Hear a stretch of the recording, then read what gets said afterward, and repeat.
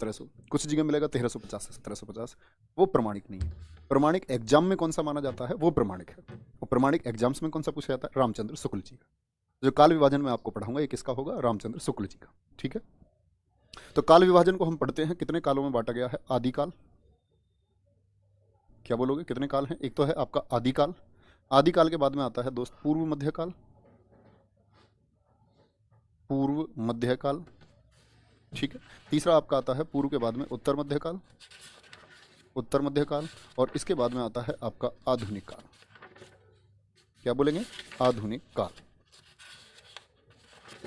अगर बात करते हैं पूर्व मध्यकाल की तो इसको बोलते हैं भक्ति काल। आदिकाल के अभी नाम मैं आपको बताऊंगा कौन कौन से नाम हैं। उत्तर मध्यकाल की बात आती है, इसको बोलते हैं रीतिकाल, रीतिकाल।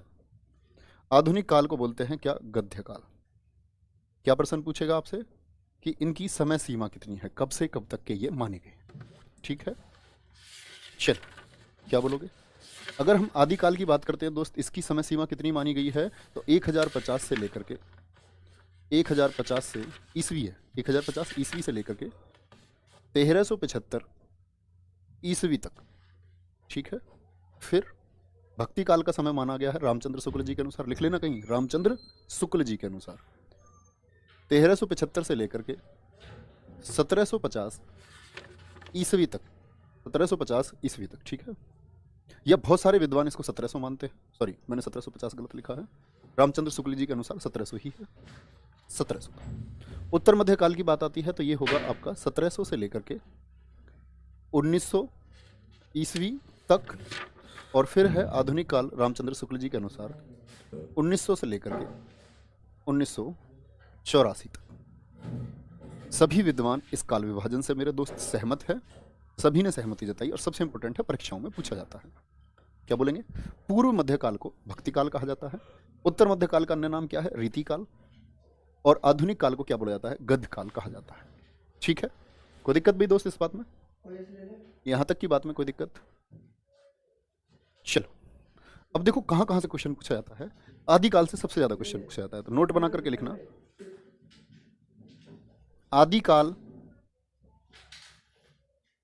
को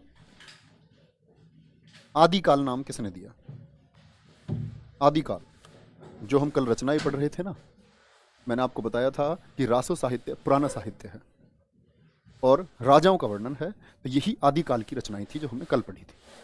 आदिकाल को आदिकाल कहा, किसने कहा भाई, आदिकाल को आदिकाल कहा हजारी प्रसाद द्विवेदी। आज सुबह भी 9 बजे मैंने आपको बताया था, हजारी प्रसाद द्विवेदी जी ने कहा। ऐसे ही आपसे पूछता है, दूसरी लाइन लिखेंगे, आदिकाल को चारण काल किसने कहा,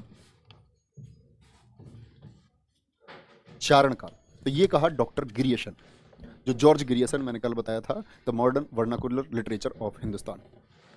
क्या बोलोगे, चारण काल। तो चारण काल किसने कहा है, ये कहा है डॉक्टर गिरियसन। ये तो ये है बच्चे, आप लोगों के पास नोट्स पहुंचने चाहिए अच्छे, और आपको उनको बार बार रिवाइज करना होगा।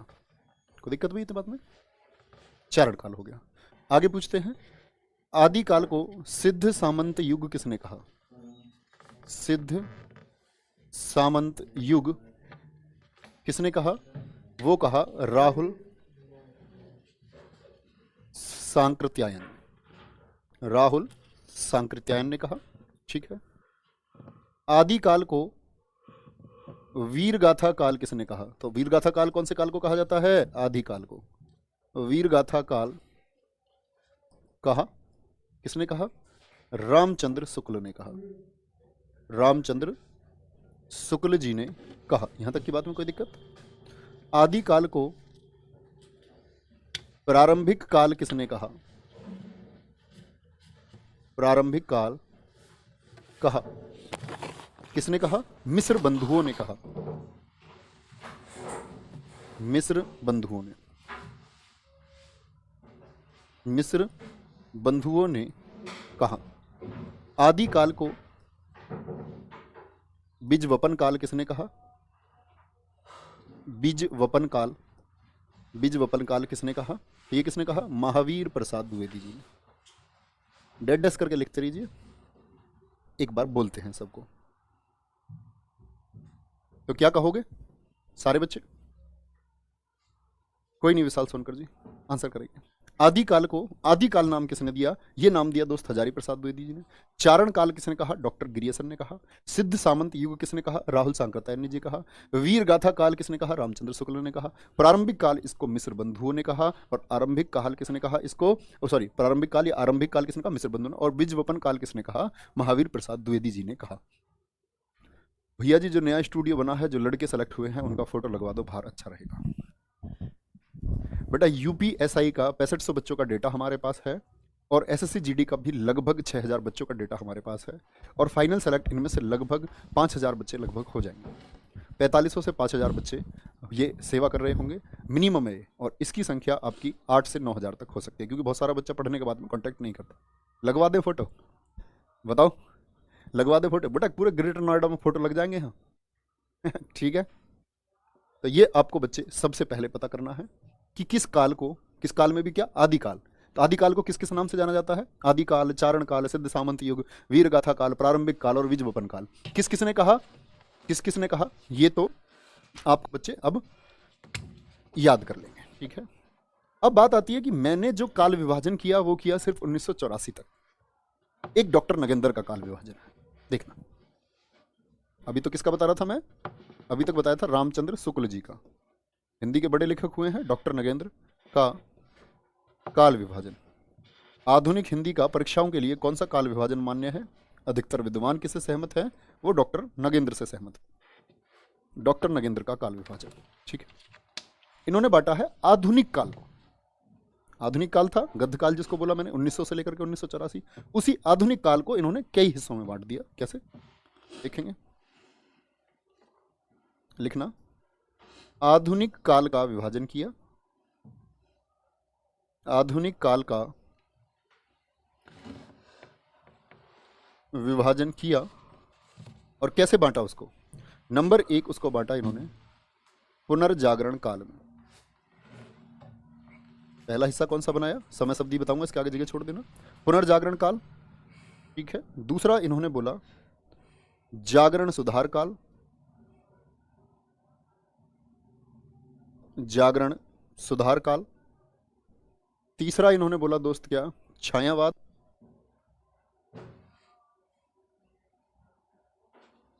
छायावाद या छायावादोत्तर काल। छायावाद ये सभी पढ़ेंगे आप जब जयशंकर प्रसाद जी यहीं आएंगे सब। छाया, अरे यार,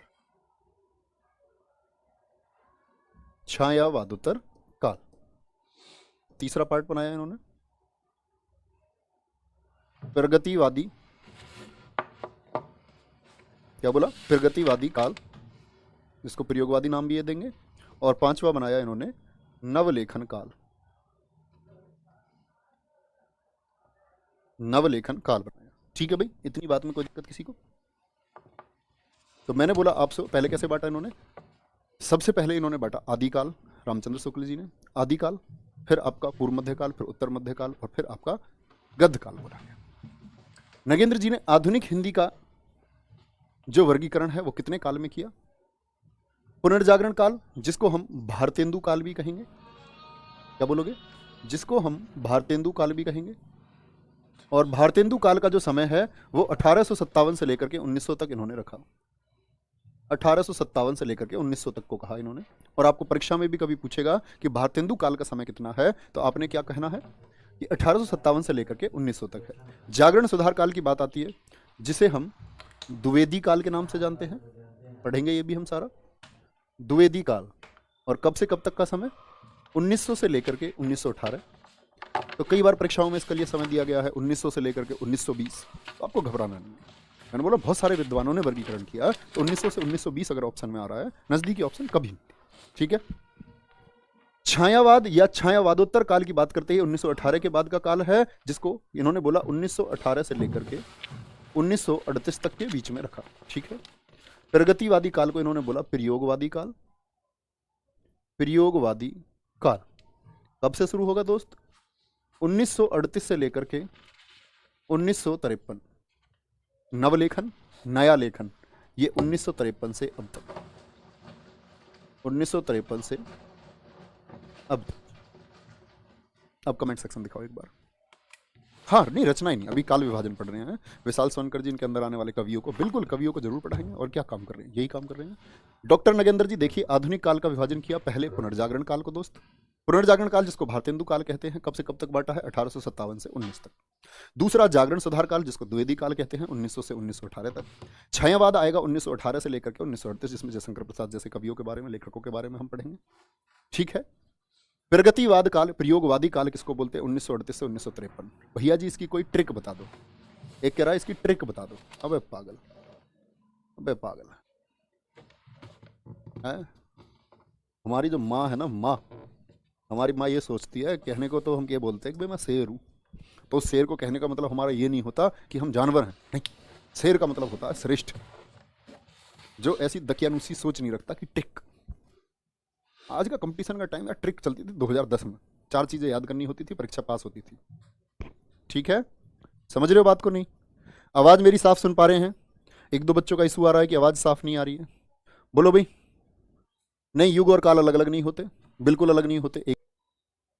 1700 करके 1953 काल में क्या आता है आपका, हम कह सकते हैं रासो साहित्य। रासो साहित्य, कोई भी रासो पूछूंगा उसके लेखक बता दोगे या नहीं? आज हम पढ़ेंगे भक्ति काल, तो बगैर देखे एक बार बता दो भक्ति काल की समय सीमा मैंने आज आपको क्या लिखाई, क्या बोलोगे? 1375 से लेकर के भैया जी 1700 तक लिखवाई है आपने भक्ति काल की समय सीमा। कोई दिक्कत भाई? अब आते हैं बात, भक्ति काल के उपनाम कौन कौन से हैं। देखना, भक्ति काल को हिंदी साहित्य का स्वर्ण काल कहा जाता है, या स्वर्ण युग बोल सकते हैं। जैसे गुप्त काल था ना इतिहास में, स्वर्ण युग इतिहास का, ऐसे ही हिंदी साहित्य का है। बताऊंगा कितनी बड़ी बड़ी रचनाएं हुई इसमें, जिसकी वजह से इसको हिंदी साहित्य का स्वर्ण काल कहा गया। वो स्वर्ण काल कहा, किसने कहा भी स्वर्ण काल? डॉक्टर गिरियसन ने। क्या बोलोगे? डॉक्टर गिरियर्सन ने कहा। ठीक है। ऐसे आता भक्ति काल को लोक जागरण काल किसने कहा? भक्ति काल को लोक जागरण काल कहा। लोक जागरण काल किसने कहा? हजारी प्रसाद द्विवेदी जी ने। हजारी प्रसाद द्विवेदी जी ने कहा। छोटी सी बातें हैं। अब भक्ति काल को बांटा इन लोगों ने। भक्ति काल में देखो, जब मुस्लिम आताताई देश पर आक्रमण किए तो देश में स्थिति कैसी हो गई? हिंदुओं के सामने उनके मंदिर तोड़े गए, विदेशी मुस्लिम शासकों ने उनके मंदिरों को तोड़ा, तो लोग इतने कमजोर हो गए कि अपने सामने मंदिर टूटे हुए जब देखते तो बेबस लोग थे, उनके पास एक बचा सिर्फ मार्ग, किसका? भक्ति का मार्ग। देख रहे हैं ना, 1375 से लेकर के 1700 का समय। तो इन्होंने भक्ति की, भगवान को याद किया, खुद को बचाने के लिए भगवान से बहुत प्रार्थनाएं करने लगे, रचनाएं होने लगी, लोग गान करने लगे, लेखन करने लगे। सारा लेखन किस पर था? भगवान को याद करके था कि इन आतताइयों से कैसे बचा जाए। ठीक है, आते हैं भक्ति काल की। अगर बात करते हैं बच्चे, भक्ति काल की कितनी शाखाएं हैं? लिखना, भक्ति काल की 2 शाखाएं हैं। निर्गुण, क्या बोलोगे? निर्गुण शाखा, क्योंकि निर्गुण मतलब बिना गुण के। निर्गुण शाखा में पुराने लोग से मतलब अशिक्षित लोग, बहुत ज्यादा पढ़े लिखे लोग नहीं थे। ठीक है, यहां आएंगे निर्गुण शाखा, और दूसरी शाखा कौन सी है? सगुण शाखा। यहां के लेखक क्या हो जाएंगे? थोड़े शिक्षित थे इनके मुकाबले। जैसे भक्ति काल में नाम लिया जाता है कबीर दास जी का, प्रमुख। कबीर दास जी के बारे में क्या कथन है? मसी कागज गयो नहीं, कलम गई नहीं हाथ। मतलब कागज कलम का तो कोई मतलब ही नहीं था, कागज कलम का तो कोई मतलब ही नहीं है। एक बच्चा पूछ रहा है, सलमान कसगर, रचना क्या होती है? बच्चे, जब आप कोई पुस्तक लिखेंगे तो वो रचना है। आपकी ऐसी नई कोई भी लेखन या लेखनी के प्रयोग से किया गया जैसा किसी ने ना लिखा हो, वो रचना है, जिसका एक अर्थ हो। ठीक है, निर्गुण और सगुण शाखा। तो सबसे पहले हम शुरू करने जा रहे हैं बच्चे निर्गुण शाखा को। किसको शुरू करेंगे सबसे पहले? लिखो भाई, कोई दिक्कत इस बात में? भक्ति काल की कितनी शाखाएं हैं? 2 शाखाएं हैं। बहुत गजब है भाई। नंबर 1, कोई बुक लेने की जरूरत नहीं है, आप ये थ्योरी नोट्स पढ़ सकते हैं। थ्योरी नोट्स पढ़ो दोस्त सिर्फ, और 9 बजे सुबह प्रैक्टिस सेट करो। निर्गुण शाखा, ठीक है, इसी को हम बोलते हैं ज्ञानाश्रयी शाखा। ज्ञानाश्रयी शाखा, दरअसल में शुक्ल जी ने कहा था इसको ज्ञानाश्रयी शाखा, रामचंद्र शुक्ल जी ने। ठीक है, चलो भाई, निर्गुण शाखा में लिख लेना प्रतिनिधि कौन है? निर्गुण शाखा की प्रतिनिधि मतलब शुरुआत किसने की? तो शुरुआत की है किसने? कबीर दास ने। क्या बोलोगे? कबीर दास जी ने शुरुआत की है। ठीक है, कोई दिक्कत? कबीरदास जी 1398 से लेकर के 1518। 1398 जन्म कहाँ? काशी वाराणसी में। मृत्यु कहाँ हुई? मगहर, उत्तर प्रदेश में। कबीरदास, संत कबीरदास नगर है मगहर। प्रतिनिधि मतलब शुरुआत इनके द्वारा की गई है। ठीक है, आपसे पूछेंगे कबीरदास जी के गुरु कौन है? तो गुरु थे इनके रामानंद। तो आपसे पूछेगा जो कबीरदास हैं वो भक्ति काल की किस शाखा से जुड़े हुए हैं? तो क्या बोलोगे? भक्ति काल की कौन सी शाखा से जुड़े हुए हैं दोस्त? निर्गुण शाखा से। निर्गुण शाखा से जुड़े हुए हैं। और इसमें नाम आता है आपका कबीरदास के बाद में, प्रतिनिधि तो कबीरदास हो गए, कबीरदास जी के बाद में नाम आता है इसी में रैदास, संत रैदास का नाम आता है। और रैदास जी का बोले तो 1388, ये और 10 साल ज़्यादा जिए थे इनसे, 1518। बस रैदास जी के बारे में ये याद रख लेना। ठीक है, तीसरे गुरु आते हैं गुरु नानक। जी हाँ, सिख धर्म से जुड़े हुए गुरु नानक पहले, या बोल सकते हैं सिख धर्म के संस्थापक। दादू दयाल, दादू दयाल को दिक्कत? रैदास किसके गुरु थे? बड़ा पूछा जाता है। मीराबाई के गुरु थे। किसके? मीराबाई के गुरु, मीराबाई के गुरु। बस जो लिख रहा हूं सिर्फ इतना याद रखना, इसके अलावा एक पॉइंट ना कम ना ज्यादा। ठीक है, तो क्या बोलोगे? गुरु रामानंद हो गए, दादू दयाल, कबीरदास हो गए। तो ये कुछ प्रमुख नाम है जो किससे जुड़े जाते हैं? हमारे निर्गुण शाखा से। याद हो गए चारों नाम? आंख बंद करके बोलो एक बार। कबीरदास, संत रैदास, दादू दयाल और आपके गुरु नानक देव। ये किसके? निर्गुण शाखा से है। अब इनकी रचनाओं की बात कर लेते हैं जरा। रचनाओं में कबीरदास ने स्वयं कोई रचना की? अगर कोई पूछे, स्वयं कोई रचना नहीं की। यहां इंपॉर्टेंट बात आती है, कबीर की वाणी का संग्रह, कबीर ने जो बोला, लिखा कुछ नहीं, लिखना जानते ही नहीं थे। कबीर की वाणी का संग्रह इनका शिष्य था एक, वो जानता था लिखना, तो इनके शिष्य ने लिखा जो इनकी आवाज थी। जैसे मान के चलो मैं बोलना जानता और मैं लिखता नहीं, आप में से मेरा कोई शिष्य होता। सर रैदास और रविदास एक ही हैं? बहुत अच्छा क्वेश्चन पूछा है सुरभि जी ने, बिल्कुल ठीक है। कबीर की वाणी का संग्रह उनके शिष्य धर्मदास ने 1464 में बीजक नाम से किया। किस नाम से दोस्त? बीजक नाम से। और बीजक में क्या क्या है लिखना। बीजक के 3 भाग हैं, बड़ा पूछा जाता है आप लोगों से। पहला भाग है साखी, दूसरा है सबद, साखी सबद रमेनी। कैसे बोलते हैं? राजस्थानी। सबद की बात आती है तो ब्रजभाषा, ब्रजभाषा। रमेनी की बात आती है तो किसमें? ब्रजभाषा। ब्रजभाषा में आपको पढ़ा चुका हूं, पश्चिमी हिंदी में आती है। राजस्थानी के साथ में साखी में प्रयोग हुआ खड़ी बोली का। खड़ी बोली बोलो, राजस्थानी और खड़ी बोली में लिखी गई है। ब्रजभाषा प्लस पूर्वी हिंदी, पूर्वी हिंदी में किसको लिखा गया है? सबद को लिखा गया है। रमेनी की बात करते हैं, ब्रजभाषा प्लस पूर्वी हिंदी। तो कबीर जी ने अपनी रचना की? नहीं, उनकी रचना का नाम क्या था? बीजक। लेकिन वो क्या था दरअसल में? उनकी वाणी का एक संग्रह था। किसने किया? उनके शिष्य धर्मदास ने। ठीक है, तो ये बीजक के भाग हैं। तो देखो इन्होंने अपनी रचनाओं में कैसे मेल कर दिया, कहीं राजस्थानी के साथ में खड़ी बोली को मिक्स कर दिया, कहीं ब्रजभाषा के साथ में पूर्वी हिंदी को, फिर ब्रजभाषा के साथ में पूर्वी हिंदी को इन्होंने मिला दिया, पूर्वी बोली को। इसीलिए क्या लिखोगे? इसलिए कबीर की भाषा को पंचमेल खिचड़ी कहा जाता है। यार कहीं भी कुछ भी मिला देते हैं। कबीर की भाषा को, कबीर की भाषा को पंचमेल खिचड़ी, पंचमेल खिचड़ी। किसने कहा था पंचमेल खिचड़ी? श्याम सुंदर दास, श्याम सुंदर दास ने, वही जिन्होंने सरस्वती पत्रिका का 1900 में संपादन शुरू किया था। ठीक है, पंचमेल खिचड़ी, कबीर की भाषा को पंचमेल खिचड़ी कहा। ठीक है, कबीर की भाषा को सधुकड़ी भी कहा जाता है, सधुकड़ी। और सधुकड़ी किसने कहा? रामचंद्र शुक्ल ने कहा। मीराबाई अभी नहीं दोस्त, मेरे मीराबाई आएंगी जब कृष्ण भक्ति शाखा आएगी, कृष्ण भक्ति शाखा आएगी। इतने एडवांस बच्चे हैं। रत्नेश यादव गोकुल कह रहे हैं पंचमेल खिचड़ी किसने कहा? इसने पहली कमेंट टाइप कर दिया जैसे मैंने लिखा ना पंचमेल खिचड़ी। अब इतना पढ़ो जितने लिखा हुआ है, बहुत बढ़िया। कबीर को वाणी का डिक्टेटर किसने कहा? कबीर को वाणी का डिक्टेटर, डिक्टेटर बोले तो तानाशाह, तानाशाह। कबीर को वाणी का डिक्टेटर किसने कहा? किसने कहा बोलेंगे एक बार? हजारी प्रसाद जी ने, हजारी प्रसाद ने। कबीर को वाणी का डिक्टेटर किसने कहा? हजारी प्रसाद जी ने कहा। मैं एकदम ठीक हूं, चंद्रभान राजपूत। बीजक के रचयिता कौन है? बताया नहीं, धर्मदास। संकलन मतलब इकट्ठा करना, अभी हिंदी के ऐसे शब्द भी नहीं जानते। कोई दिक्कत? जिसने लिखी है, अब एक बच्चा पूछ रहा साखी किसकी रचना है, अबे जिसकी वाणी है उसी की रचना होगी दोस्त। बस पूछे ना कोई संकलन किसने किया तो धर्मदास ने, लेकिन क्रेडिट तो साखी सबद रमैनी किसकी बोलेंगे, कबीरदास की ही बोलेंगे, क्योंकि वाणी उनकी है। विशाल सोनकर जी पहले पूछ रहे हैं डिक्टेटर का क्या मतलब है। अबे यार तुम इतने आगे क्यों भागते हो हैं? पता है, तुम्हारे कमेंट मुझे 5 मिनट बाद दिखते हैं, और जैसे ही मैंने डिक्टेटर लिखा होगा तो विशाल सोनकर आप तो अच्छे छात्र हैं, इंतजार नहीं करते हो कोई? थोड़ा सा इंतजार किया करो दोस्त, थोड़ा सा, हल्का सा। ठीक है भाई, यहाँ तक कोई दिक्कत? तो कबीरदास जी के बारे में आप लोगों को इतना पढ़ना है, ठीक है। फिर बात आती है गुरु नानक जी की रचनाओं की। क्या बोलोगे? गुरु नानक की रचनाएं। गुरु नानक की रचनाएं, भक्ति काल की कौन कौन सी रचनाएं हैं? जपू जी सबसे इंपॉर्टेंट रचना है इनकी। क्या बोलोगे? जपू जी। एक रचना है इनकी अस्दी बार, आसदी बार भी कई बार बोलते हैं, आसदी बार। नसीहत नामा, नसीहत नामा। बोलो भी, तीनों रचनाएं किसकी हैं? गुरु नानक देव जी की।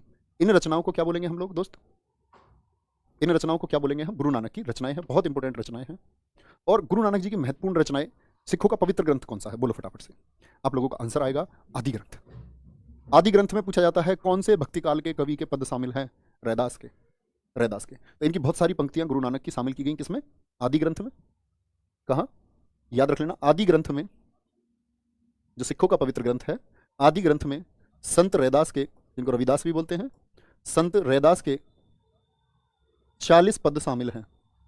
40 पद क्या है? शामिल है। तो दिक्कत? तो ये ज्ञानाश्रय ही शाखा में आपको याद रखना है, किसका? कबीरदास की रचनाएं और गुरु नानक की रचनाएं। ठीक है, गुरु नानक देव की रचनाएं। चलो आगे आएंगे, आगे आएंगे, आगे आती है इसी निर्गुण शाखा में, जैसे ये तो ज्ञानाश्रयी शाखा हुई, निर्गुण धारा में या निर्गुण शाखा में आपकी आएगी अब प्रेम मार्गी। प्रेम मार्गी, जहां राजाओं के प्यार का वर्णन बहुत ज्यादा किया गया है, प्रेम मार्गी। या सूफी शाखा। सूफी मैंने बच्चे आपको इतिहास में भी समझाए थे, सूफी कौन है? सिया सुन्नियों के बीच में मध्यस्थता के लिए किन्होंने काम किया था? सूफियों ने काम किया था। और सूफी शाखा में अधिकतम हमारे जो लेखक हैं वो मुस्लिम लेखक हैं। क्या है? मुस्लिम लेखक हैं, मुस्लिम लेखक हैं, मुस्लिम लेखक हमारे हो जाएंगे। तो याद रख लेना, सूफी शाखा का प्रचार सबसे अधिक किसने किया था? सूफी शाखा का प्रचार मोइनुद्दीन चिश्ती जी ने किया। किसने? मोइनुद्दीन चिश्ती ने किया। मोइनुद्दीन चिश्ती ने किया। और अभी अगली स्लाइड जो मैं आपको नोट कराने जा रहा हूं 10 मिनट में, आप जेल वार्डर का एग्जाम देखना, इस अगली स्लाइड से हर किसी से क्वेश्चन पूछा गया है, बहुत इंपॉर्टेंट है। मुस्लिम लेखकों की ये रचनाएं बार बार परीक्षाओं में पूछी जाती है। अब पूछा जाएगा निर्गुण धारा या प्रेम मार्गी शाखा, जिसका प्रचार किसने किया? मोइनुद्दीन चिश्ती ने कहा। इसकी पहली रचना किसको माना गया है? याद रख लेना कि पहली रचना बहुत सारे विद्वानों ने अलग अलग माना है। पहली रचना आपसे पूछा जाएगा तो आप लिखना असाइत। कौन सी रचना है? असाइत। ये उर्दू का नाम हो गया, क्या बोलोगे? उर्दू का नाम हो गया असाइत। सॉरी, मैं क्या बोल रहा हूँ, पहली रचना क्या होगी आपकी? असाइत की। आपसे कोई भी पूछे निर्गुण धारा की पहली रचना किसकी बोलेंगे? असाइत की है। और असाइत की वो रचना कौन सी है? मतलब मैं इधर आपके लिए लेखक लिख देता हूँ और इधर लिख देता हूँ मैं आपके लिए रचना। ठीक है, तो लेखक असाइत, और असाइत की रचना कौन सी है? हंसावली। हंसा